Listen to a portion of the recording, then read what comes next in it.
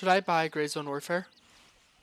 This was the same question I asked myself once the game was released to early access. Now, if you're asking yourself the same question, I can't give you a straight answer, however, I can tell you why I think it's worth it. To start off, I'm just going to tell you my experience with the game, the good and the bad, and just before I let you guys go, I'll do a quick list of pros and cons. If you don't have time to stay, feel free to skip to the end for a quick recap. Anyway, let's get into it.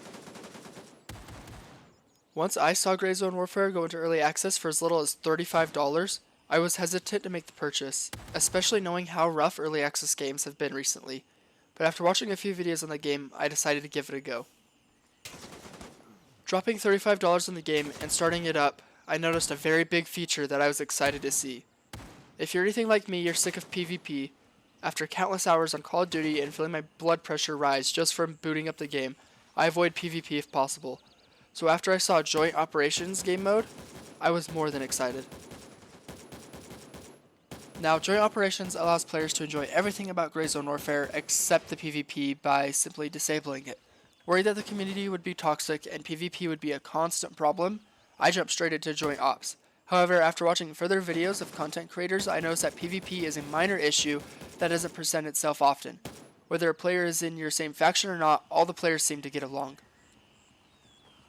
I loaded into a server, set up my character, and jumped on a random heli that was about to take off. At first I didn't know how the transportation system worked, however I was able to figure it out within my first deployment.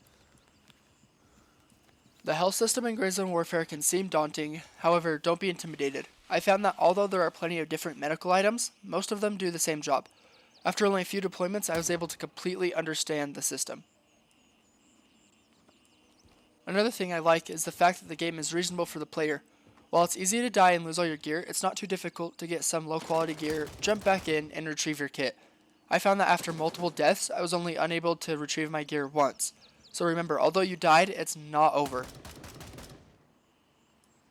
Gray Zone Warfare sets you up for success. When you deploy, you don't need to worry about keeping your setup in a vault. As long as you complete tasks often and grab extra gear while you're running around, you will constantly have a good flow of money. With the amount of money you can make, you can easily re-up and get back into the fight. Now, unfortunately, all games have their bad side. As most people know, Gray Zone Warfare requires a beefy PC in order to run. I found that my PC runs well with a 40 Ti graphics card, but I will also list my PC specs in the description for those curious. Although the game runs well, I still notice some problems. Every 45 minutes or so I will get stuck in a rubber banding loop that lasts anywhere from 10 to 15 seconds. With my 26 hours of gameplay, I've only crashed once, but luckily when I rebooted the game, I kept all my gear and was placed back at base. Another major problem I have is that the fact that all keybinds are not rebindable. While most combat and movement controls are rebindable, a few are not. Some to note are that Z is the default VoIP key. However, if you're like me and prefer Z to be your prone key, it's impossible to change VoIP to anything else. That means whenever I want to talk to nearby players, I have to do so lying down. The second big problem I have is while there is leaning, it's hold only. The game does not allow you to make your leaning toggleable.